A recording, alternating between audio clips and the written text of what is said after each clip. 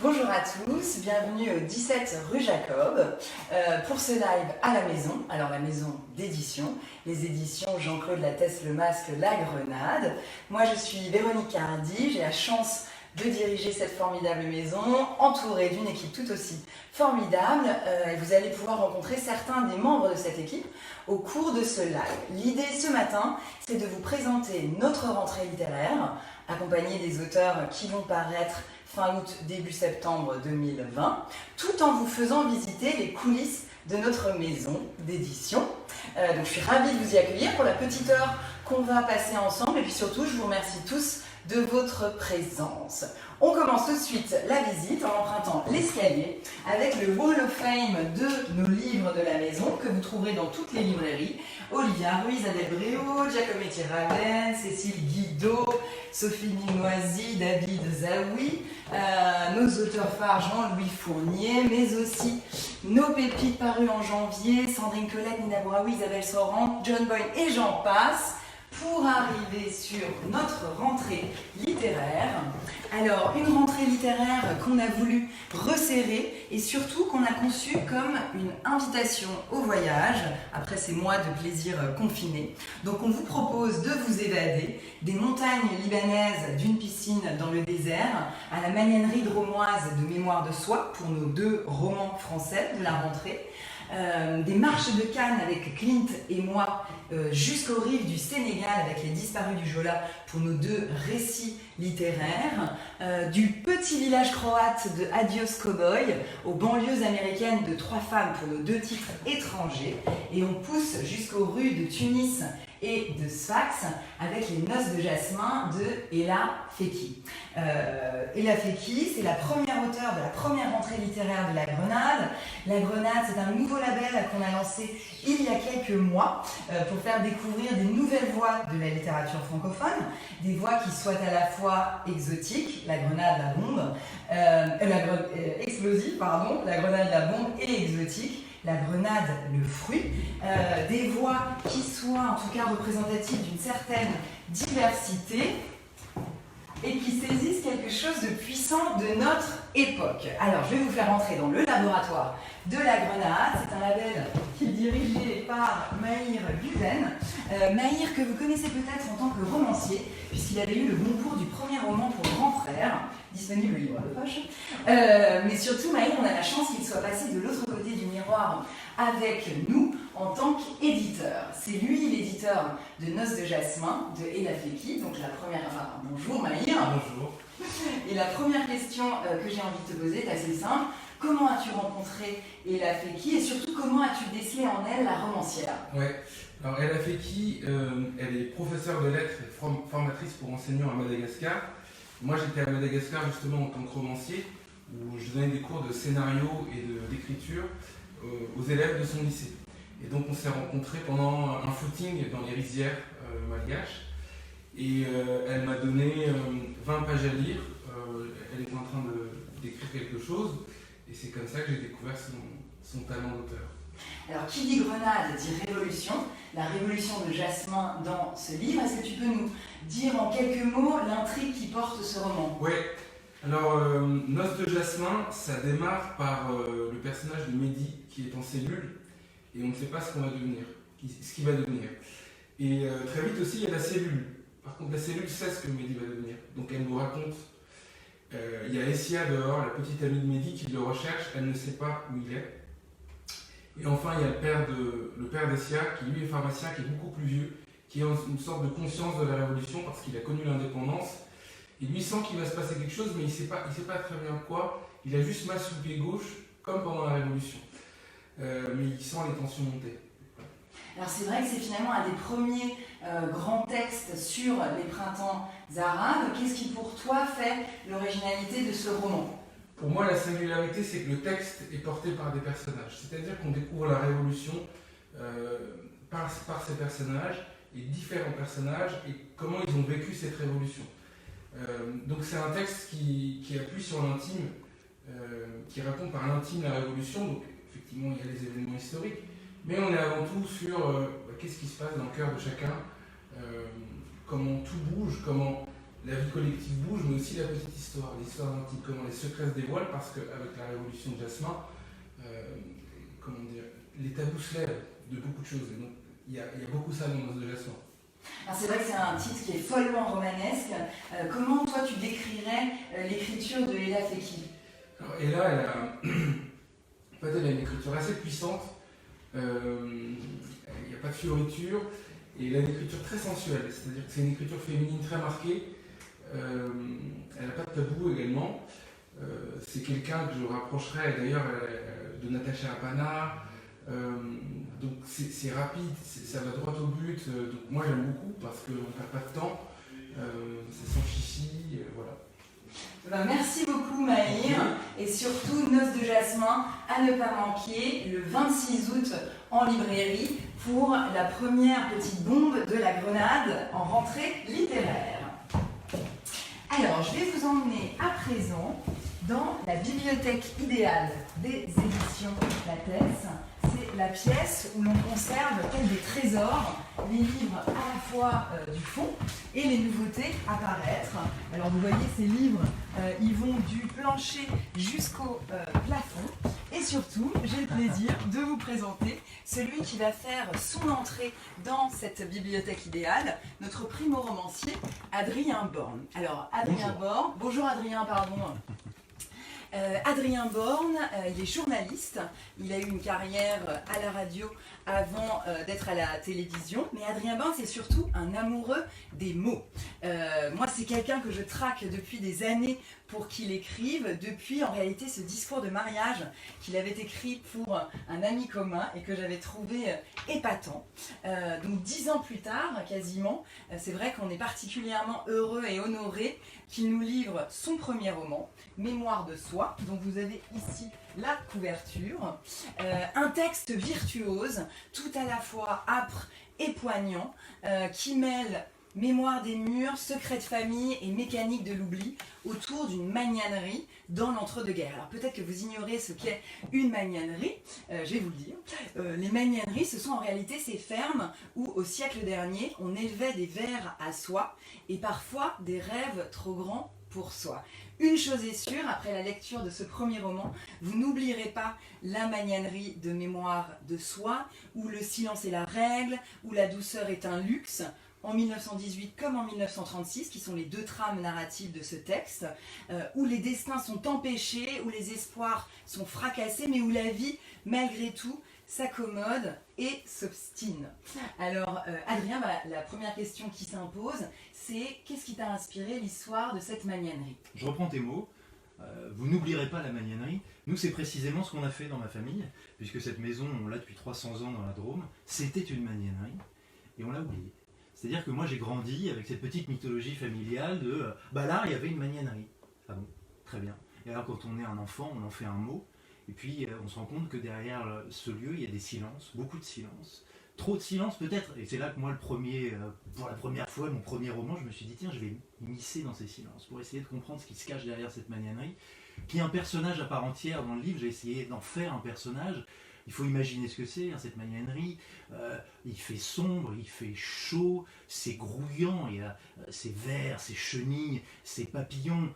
Si vous croisez un jour un bombix du mûrier, il vaut mieux le croiser de jour parce qu'il est parfaitement effrayant, croyez-moi, mais c'est ces mâchoires bienveillantes, et ce personnage bien vivant qu'est la magnanerie dont j'ai essayé de m'emparer. Et forcément derrière la magnanerie, il y a tous ces petits gestes que j'y associe de ce magnanier, Baptistin, ce qu'il apprend à faire, ces petites techniques, pas spectaculaires, ces petits gestes, ce savoir-faire, mais si méticuleux, de choisir une feuille de mûrier pour nourrir ses chenilles, de croiser les branches de genêt pour permettre aux chenilles de grandir, et puis après de s'enrouler. Et de la même manière que Suzanne, elle va prendre le cocon si fragile et tirer le fil, et de leur savoir-faire respectif se mêle une histoire. Alors, tu évoquais Baptistin et Suzanne, qui sont effectivement les personnages qui portent ce roman. Baptistin qu'on a voulu suggérer sur la couverture du livre avec ce visage effacé. Effacé, je dis ce terme à propos, puisque c'est vrai que dans ton ambition pour ce livre, tu voulais écrire un roman sur l'effacement. Exactement, je suis parti de l'oubli du lieu, ok. Mais et si on allait plus loin? Et si on effaçait un homme de l'histoire familiale? Alors Baptistin, ça pourrait être mon arrière-grand-père, ça pourrait être votre arrière-grand-père. Baptistin, il est jeune homme, il part à la guerre. Il fait ses 4 ans de la Grande Guerre, 14, 18. Il meurt. Il meurt pas d'une balle allemande. Il meurt de la grippe espagnole 10 jours après l'armistice. 10 jours après l'armistice. Héros de la famille? Non. Il est effacé. Pourquoi est-ce qu'on l'efface? Qu'est-ce qui se passe?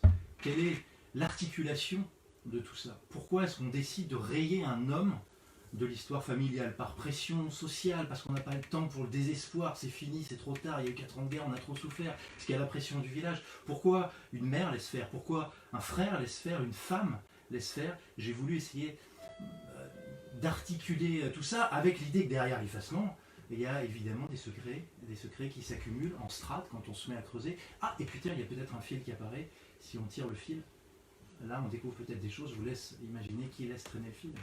Alors tu évoquais effectivement la Grande Guerre, 14-18, cette Grande Guerre dont tu dis qu'elle tord le cou au merveilleux dans le roman, la grippe espagnole, effectivement, que tu évoques aussi.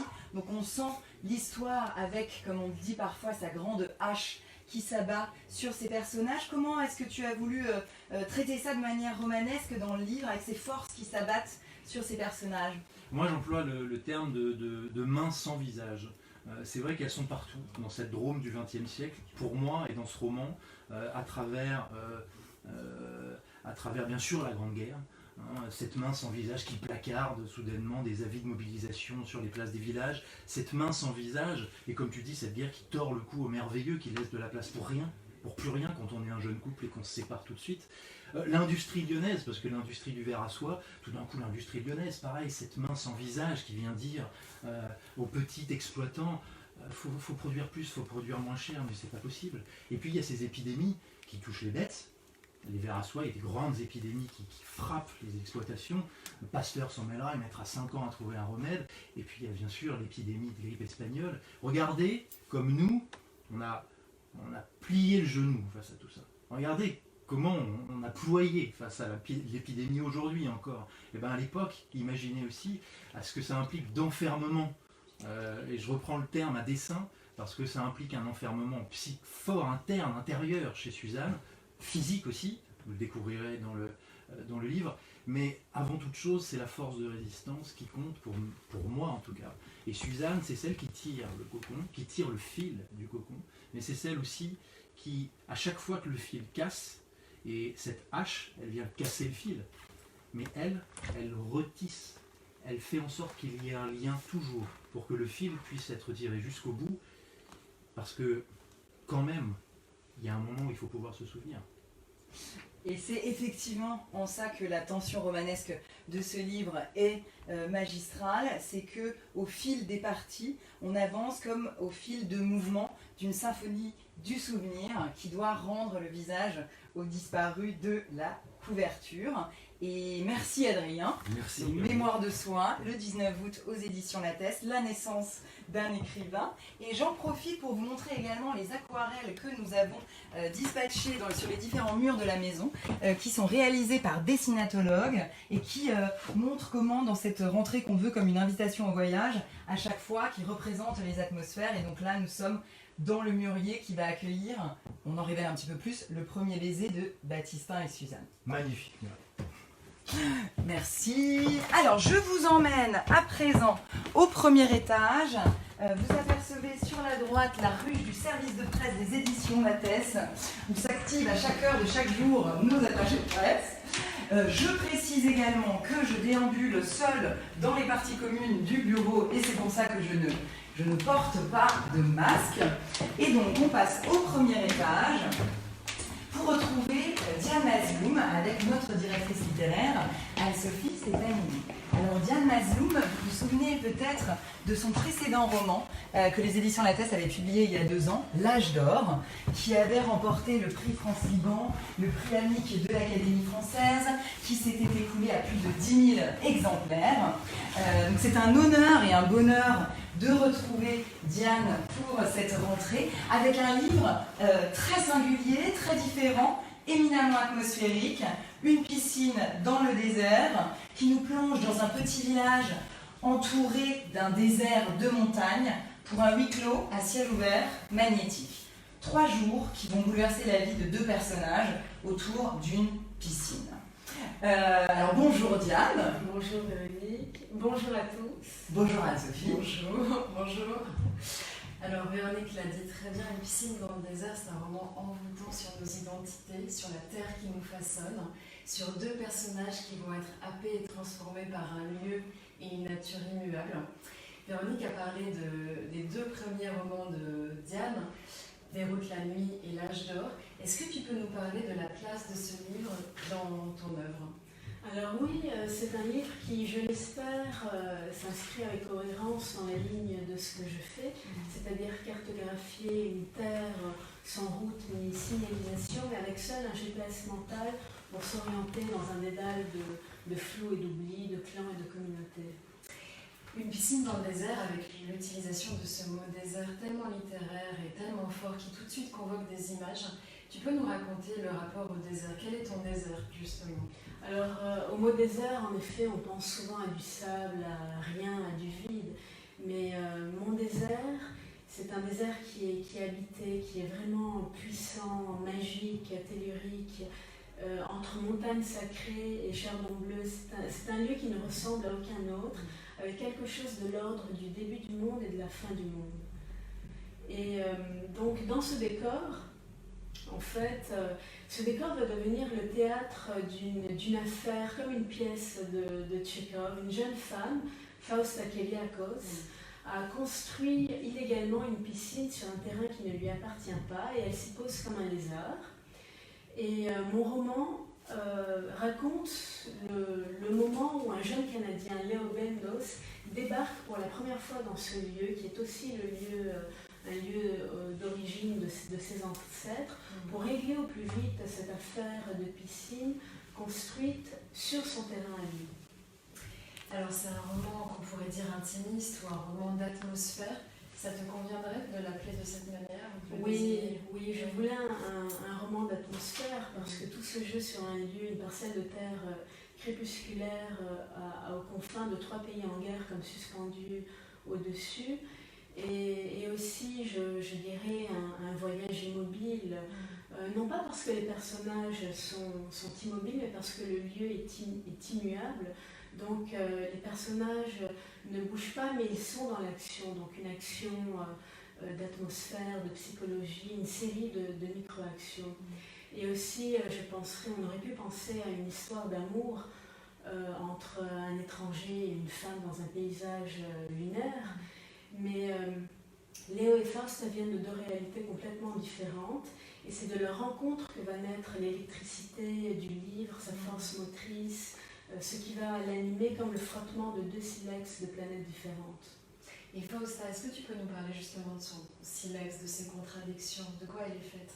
Alors Fausta, oui, c'est un personnage assez singulier parce qu'elle est à la fois raisonnable et fantasque, sauvage et urbaine, elle veut un enfant, elle n'en veut pas, elle veut être libre mais elle s'accroche à la sécurité. C'est vraiment un personnage double qui semble tapis à l'ombre ou au soleil, mais bon, pour elle ça revient au même.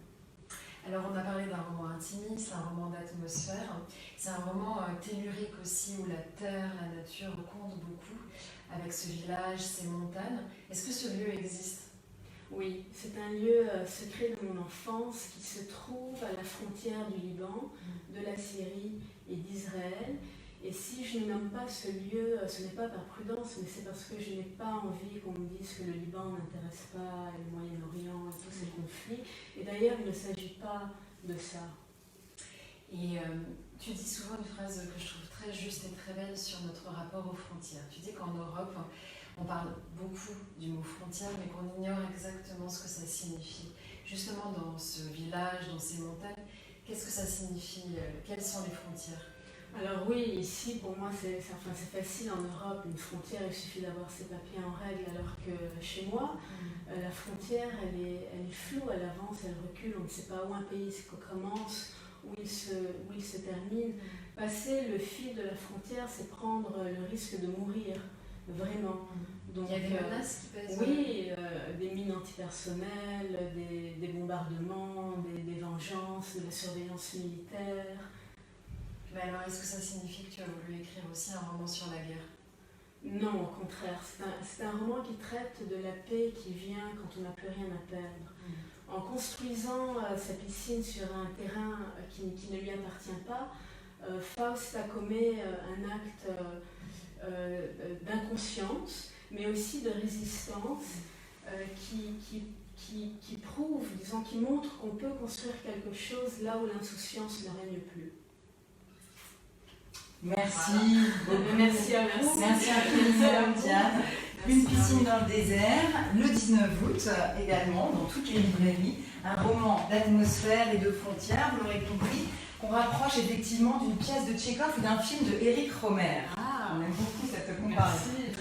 Alors, je vous emmène au deuxième étage, donc pour rejoindre alors d'autres directrices littéraires et surtout on va passer à la présentation de nos récits littéraires de la rentrée avec Clara Dupont-Mono. Alors Clara qui nous a rejoint il y a presque un an, que vous connaissez en tant que romancière, peut-être en tant que journaliste dans l'équipe de Par Jupiter sur France Inter, et qui surtout, pour cette rentrée, nous propose un texte, Flint et moi, par Éric Libio. Alors là, c'est la pénombre, mais j'espère que vous me voyez encore. Ce texte, c'est vraiment, il est bourré de charme, d'humour et d'esprit. Je ne m'approche pas trop pour la distance sociale, mais je vous laisse en compagnie de Éric Libio. Bonjour Éric. Et de Clara. Bonjour. Alors Éric, toi tu es fan de Clint Eastwood depuis toujours en fait. Fan, ça veut dire que tu es autant fasciné qu'exaspéré. Il y a des nuances chez Eastwood qui te hérissent un peu, par exemple le fait qu'il soit pro-armes mais anti-guerre, et en même temps tu t'inclines devant la prouesse cinématographique qu'incarne le monsieur. Ce faisant, en écrivant sur Clint Eastwood, sur ton Clint Eastwood, tu te racontes aussi un peu. Alors déjà, Clint Eastwood, d'accord, moi je suis fan, tout le monde est fan, mais pourquoi Clint et pas Jean Gabin, Gary Cooper, Alain Delon? Pourquoi lui? D'abord parce que c'est écrit sur la couverture, donc j'étais un peu obligé. Mais non, plus sérieusement, c'est Clint, c'est le personnage, c'est l'acteur, c'est la star qui a suivi mon parcours professionnel, ou en tout cas qui était parallèle à mon parcours professionnel. Comme vous l'avez dit, c'est un personnage qu'on aime et qu'on déteste, qui est fascinant, qui est agaçant.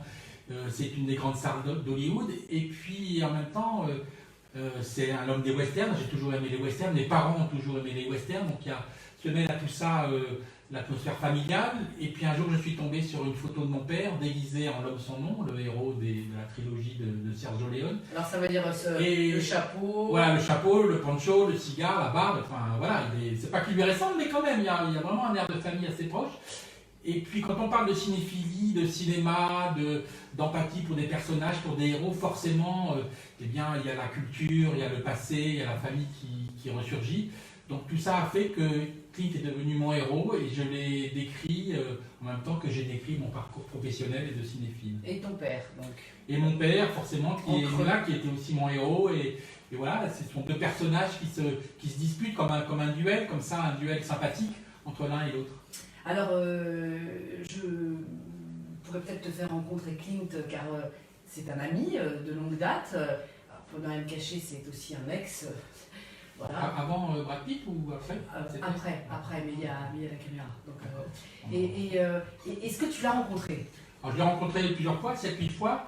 La première, ça a été une catastrophe. Hein. Ça a été le Titanic de l'interview mondiale. C'est comme ça que s'ouvre le livre d'ailleurs.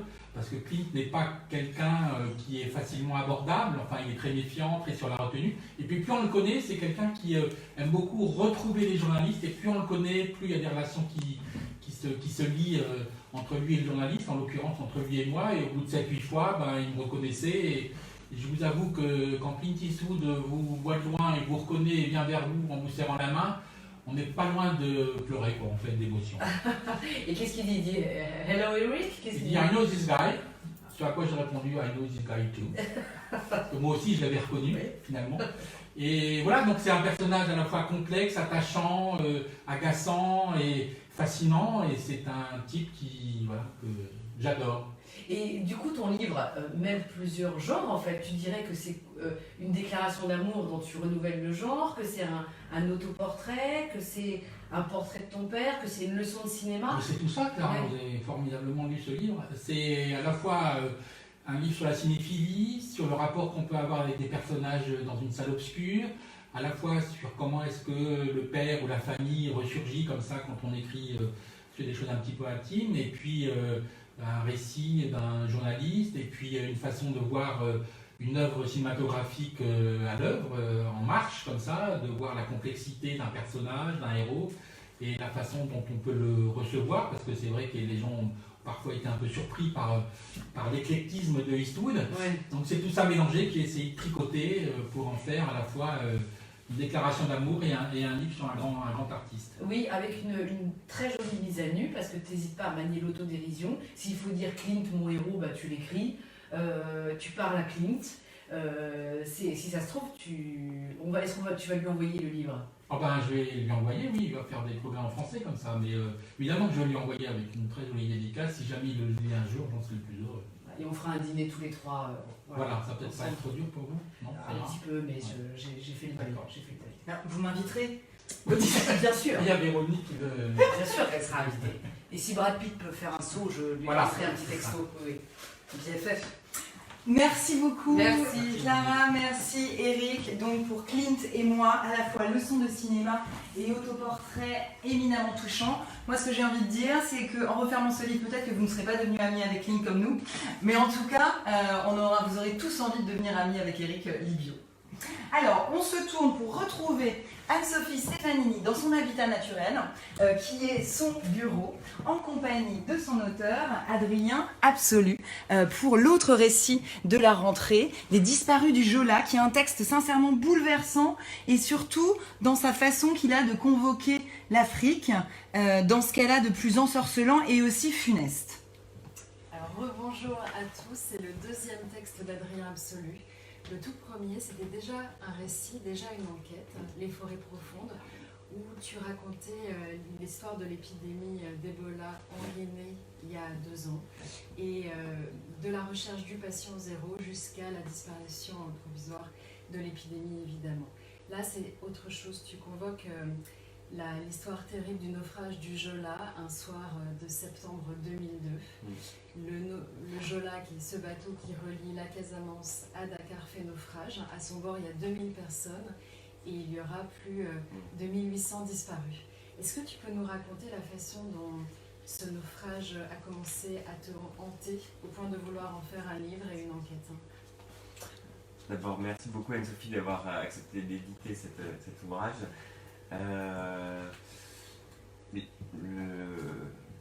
L'histoire, en ce moment qu'elle m'a bouleversé, c'est d'abord celle d'un bateau qui n'arrive pas à destination, et donc de vie qui s'arrête très brutalement, de 1863 vies en l'occurrence, qui s'arrête à 23h05 le 26 septembre 2002.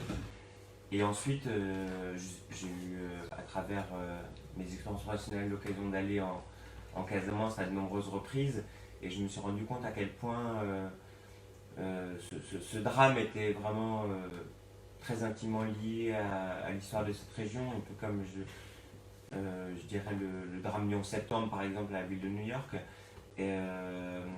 parce que c'est toute une génération en fait d'enfants casamançais qui sont morts dans le cadre de ce naufrage. Et puis ensuite, j'ai rencontré également Hélène Perroni, qui est une boulangère dans le Morvan et qui a perdu son fils dans le naufrage et qui avait très à cœur de témoigner, de raconter, de donner corps, on va dire, à l'histoire qui avait été celle de son fils, parce qu'il y a un grand sentiment d'injustice.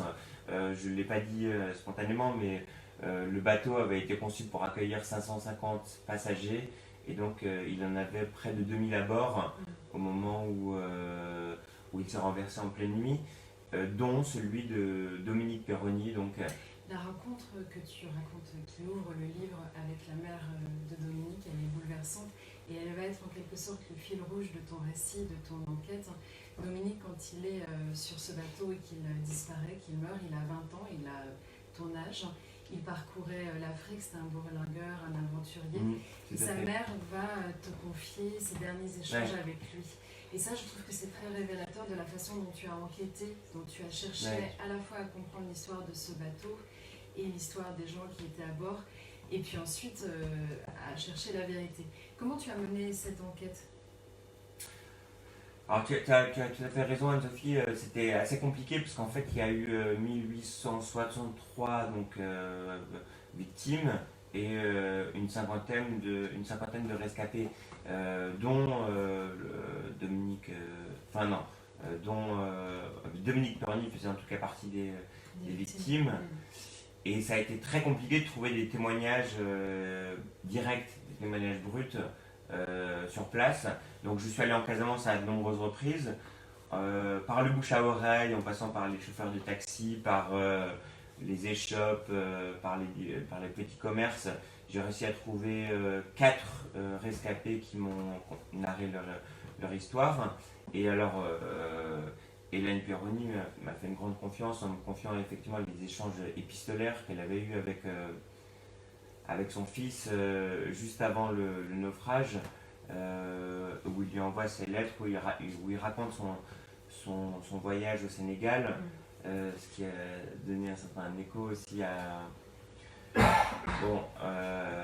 ce que je pouvais me représenter de sa vie, puisque effectivement nous avons seulement 12 jours d'écart. Et il est né début août 1982 et moi fin juillet, et ça a été, je l'ai découvert tardivement, mais ça a été quelque chose d'assez bouleversant. Et on voit bien dans le livre qu'à la fois tu vas à la rencontre de cette région et de son histoire qui est si révélatrice aussi du drame qui a pu s'y jouer.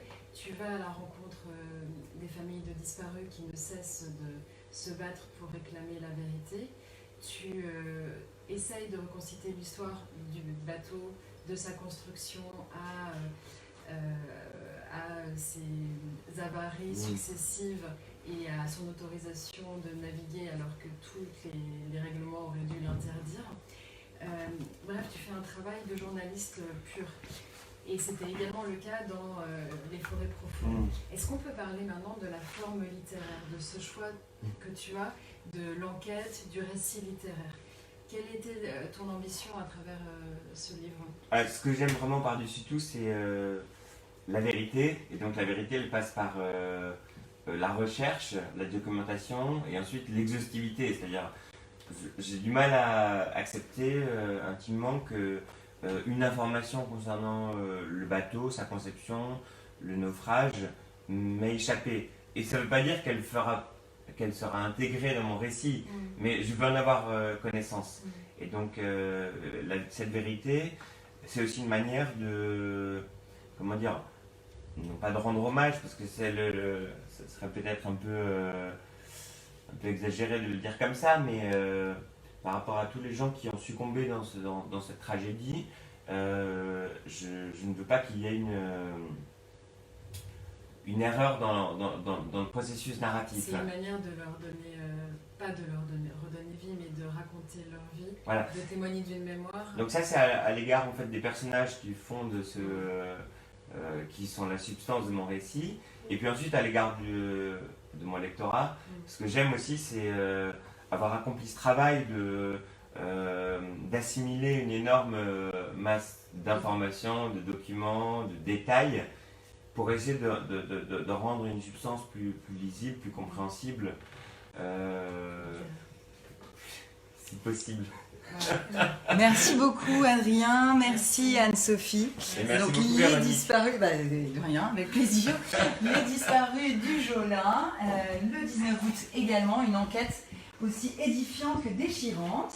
je vous emmène à présent dans le bureau de Constance Trapenard, notre directrice littéraire en charge du domaine étranger, avec laquelle nous allons parler de Trois femmes, ce livre totalement épatant, qui est vraiment ce que la narrative non-fiction à l'américaine fait de meilleur, qui a été dans toutes les listes de meilleures ventes aux États-Unis et en Angleterre et qui est en cours de traduction dans 40 pays.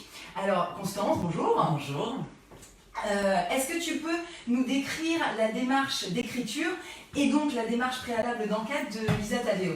Alors tout à fait, parce qu'en fait ce qui est intéressant dans ce livre, c'est qu'avant l'écriture, il y a eu tout un travail d'enquête qui a été fascinant et qui a duré 8 ans, pendant lesquels l'auteur, Lisa Taddeo, s'est intéressée en fait au désir féminin. Et pour ce faire, elle a passé 8 ans à suivre 3 femmes qu'elle a choisies.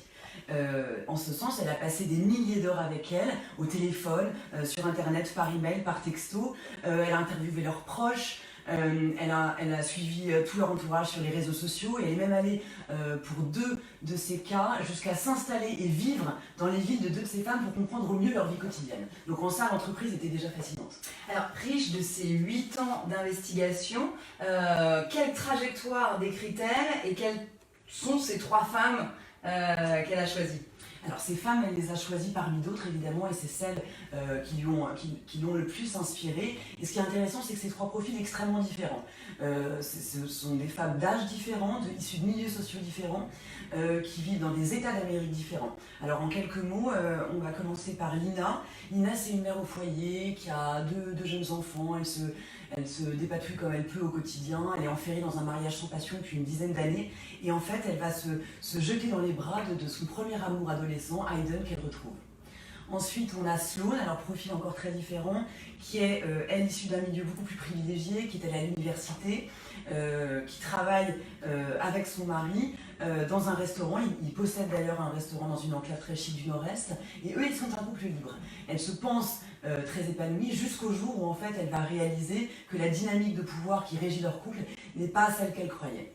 Et puis ensuite, on a Maggie, alors qui est la plus jeune et pour moi la plus touchante, qui elle vient du Dakota du Nord et qu'on commence à suivre alors qu'elle a 17 ans et qu'elle noue une relation fusionnelle et passionnelle avec son professeur d'anglais, dont elle tombe follement amoureuse. Et quelques années après, et ça c'est donc l'enquête et la grâce de ces 8 années pendant lesquelles on suit Maggie, elle va intenter un procès à cet homme quand elle aura appris qu'il a été nommé professeur de l'année. Donc voilà le profil de ces 3 femmes. Alors c'est vrai que c'est une lecture qui fait vraiment l'effet d'une déflagration qui, je le disais, dans le monde entier, mais aussi au 17 rue Jacob, a conquis lecteurs, hommes et femmes, jeunes et moins jeunes. C'est une investigation, un récit, mais qui se lit comme un roman et qui ne peut pas ne pas bousculer le regard sur le désir, le pouvoir, le chagrin, le couple. Qu'est-ce qui fait pour toi la force de ce texte ? Alors, c'est ce que tu viens de dire, ce qui est très intéressant, c'est qu'en fait, c'est un livre qui n'est pas sur 3 femmes blanches, c'est un livre qui n'est pas sur 3 femmes américaines, mais c'est un livre qui est sur 3 femmes tout court. Et en ça, c'est passionnant, et je pense que c'est aussi pour ça que l'accueil a été si dithyrambique dans les pays dans lesquels le livre est déjà sorti, et que le sujet est si universel. Et je défie quiconque d'entre vous qui le lira, homme ou femme, justement, de ne pas s'identifier à un moment, et c'est tout le talent de l'auteur, à une des trajectoires de ces 3 femmes. Et puis en plus, et ça, moi, c'est ça aussi que je trouve très intéressant, c'est qu'en fait, dans ces dernières années, on a baigné dans ce phénomène de société nécessaire qui a été MeToo, où l'on s'est beaucoup intéressé aux violences qu'ont subies les femmes. Et là, c'est un nouveau regard, peut-être presque un post-MeToo, puisque pour une fois, et c'est assez inédit, on s'intéresse à ce qu'elles veulent, à ce qu'elles désirent. Donc voilà. Merci beaucoup Constance. Donc 3 femmes, le 2 septembre en librairie, traduit par Luc Dutour. Pour le final, en fanfare, je vous invite dans mon bureau pour vous parler du dernier livre de la rentrée qu'on va vous présenter. Il s'agit d'un petit bijou croate dont le titre est Adios Cowboy. Et pour échanger avec moi sur ce livre, j'ai, sous un tonnerre d'applaudissements derrière vos écrans et vos smartphones, la joie d'inviter Élise Ilazinta à nous rejoindre. Élise qui est en charge du marketing aux éditions Lattès, qui nous filme depuis 40 minutes et on le remercie 1000 fois. Véronique, est-ce que tu peux nous dire comment tu as découvert ce roman croate, Adios Cowboy? Alors, Adios Cowboy, c'est vrai qu'il a obtenu l'équivalent du prix Goncourt dans son pays, le prix Sportal. Vous ne le connaissez sans doute pas, et c'est bien normal. Et c'est vrai que c'est là que je vous avoue que je ne lis pas le croate. En revanche, c'est un livre qui a été traduit dans le monde entier, et donc c'est grâce à la version américaine de ce texte que j'ai pu en prendre connaissance, et ensuite la traductrice Chloé Billon qui nous en a parlé aussi des étoiles dans les yeux. Et c'est une Croatie qui est très loin de la carte postale qui est décrite dans ce livre. Est-ce que tu peux nous en dire un petit peu plus sur l'atmosphère justement? Alors la force, oui, de ce livre, c'est de nous plonger dans ce petit village sur un bout de côte croate. On est post-guerre des Balkans. Elle a des formules formidables parce que Olja Savicevic, elle est poétesse, et donc pour décrire ce petit bout de côte croate, elle nous parle de cet endroit où tout est maladif et des choix, avec la dignité d'une vieille dame alcoolique qui se remémore ses étés de gloire.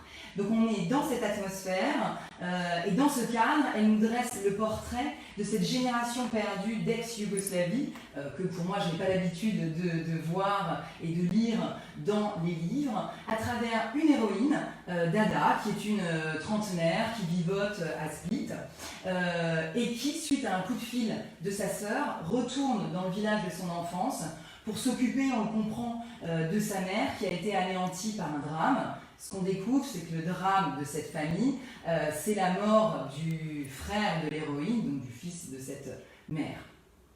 Et ce titre, Adios Cowboy, très intriguant. Pourquoi?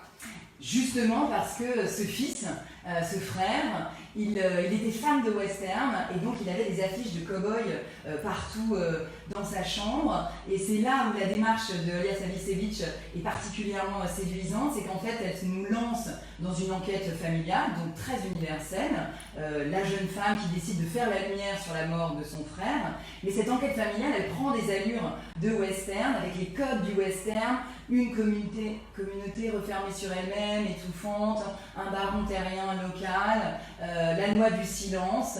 Et c'est en ça que moi j'aime bien décrire ce livre comme un Mystic River croate, que j'espère vous aimerez découvrir, avec cette héroïne qui, telle juchée sur son destrier sur la mobilette que vous voyez sur la couverture, va décider de se faire justice elle-même.